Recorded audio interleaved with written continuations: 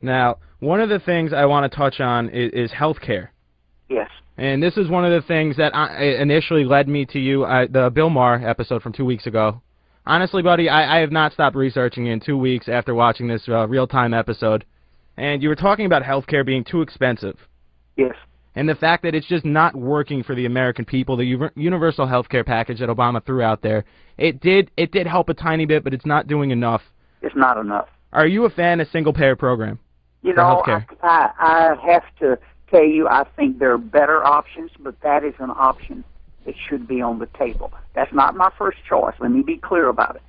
Okay. My choice is to lower the cost of the system, not to focus the payment on one payer, and that's completely different. And here's the way I would do it.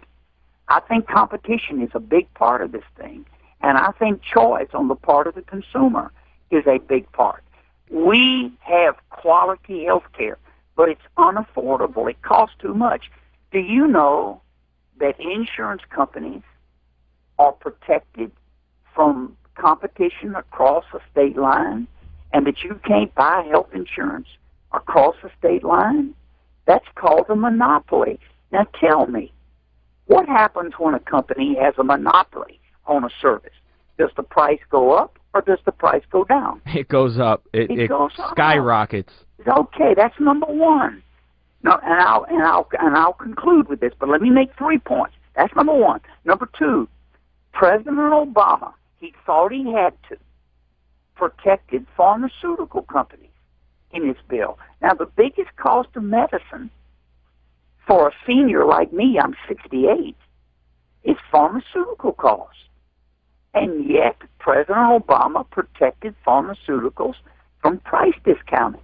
It is illegal for a pharmaceutical company to provide a price discount. It's also illegal from a pharmaceutical company to compete against drugs from Canada, made in the same kind of nation we are, with the same balances of review.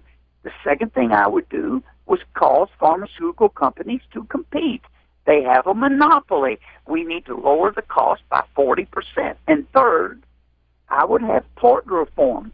Frivolous lawsuits cause doctors and nurses to spend about 40% of their time doing tests they don't need. Let's eliminate that. Look, I'm not making this up. We did it in Louisiana and lowered our cost 11%. It's called tort reform. If I did those 3 things, I think I could lower health care costs by more than 20%. And that would open up the whole field. That would help every American. That would help Medicaid. That would help Medicare. Here's the way I would get it done. I would not start with lawyers, lobbyists, insurance companies, and pharmaceutical companies in the room. Okay. I would start with doctors, nurses, and patients. And we would design a system that would protect the patient and lower the cost.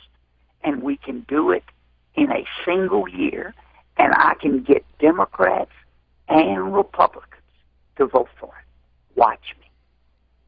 So you see this as something that's I don't want to say easily fixable, but it's a lot easier to fix than I guess our Congress is making it look.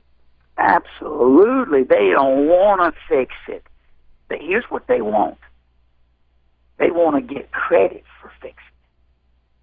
There's a big difference now. You say you're an athlete, you look at things like an athlete would look. Look, if you worry about who gets credit for the victory never comes. But if you're on a team and you put that team first,